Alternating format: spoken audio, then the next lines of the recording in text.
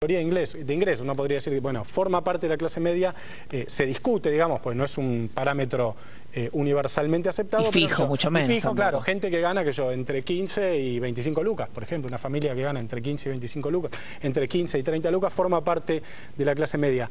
Ahora, en realidad, los sociólogos y la gente que se dedica a estudiar estos temas más en profundidad, dicen que la clase media es más que un simple recorte de ingresos, porque uno podría poner dentro de la clase media hoy a un obrero calificado, una persona que un afiliado a SMATA, por ejemplo, con horas extras, puede llegar a 20 lucas perfectamente, un camionero, un pequeño comerciante, un empleado estatal, un profesional, un médico que recién está empezando. Bueno, los sociólogos dicen que la clase media en realidad es más que eso, es una cierta relación con la educación, una cantidad de años de educación, una cantidad de hijos. Las familias de clase media en general son familias con pocos hijos, digamos, ¿no? Los sectores más pobres son sectores que tienen más hijos. Entonces es interesante me parece también, y ahora vamos a ver la siguiente placa, preguntarse cuánta gente pertenece por categoría de ingresos a la clase media y cuánta gente cree que es de clase media.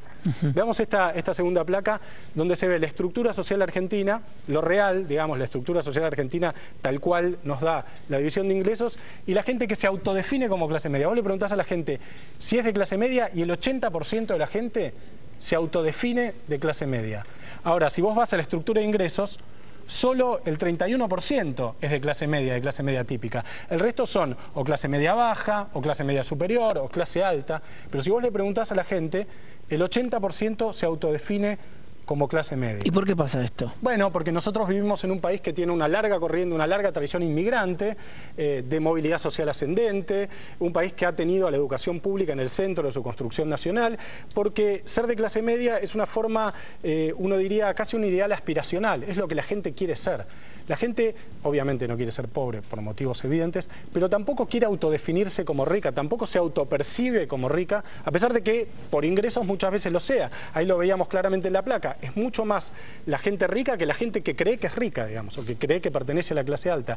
La clase media es mucho más entonces que una categoría de ingresos, es también una forma de relacionarse con la educación, con el Estado, una forma de relacionarse con el Estado. Si los pobres o los sectores más vulnerables se relacionan con el Estado para poder sobrevivir, porque necesitan la asignación universal, porque necesitan las jubilaciones, porque necesitan el transporte público, y los sectores de las clases más altas, los sectores más altos, pueden prescindir del Estado, que tienen seguridad privada, educación privada, salud privada. La clase media tiene una relación más ambivalente con el Estado. Lo necesita, pero al mismo tiempo siente que lo asfixia. Habíamos hablado en el programa anterior de impuesto a las ganancias, digamos, ¿no? Habían hablado de impuesto a las ganancias. Sí. Bueno, eso es la clase media. Es un sector que tiene una relación mucho más ambivalente con el Estado. Para mí, desde mi punto de vista, buena parte de la relación tormentosa de la clase media con el kirchnerismo a lo largo de todos estos años se explica por la relación tensa y difícil que tiene siempre la clase media con el Estado, que no es que lo necesita para sobrevivir como los pobres, pero que tampoco puede prescindir totalmente del Estado como los sectores de clases más altas.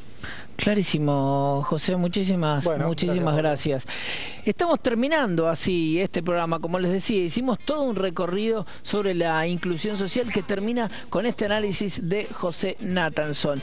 Un programa más de Economía sin Corbata, espero que lo hayan disfrutado como nosotros. Nos vemos aquí la semana que viene. Chao. Que aprieta sobre tu garganta, las ganas de un grito que ya no se aguantan, el nudo que asfixia a los pueblos del sur.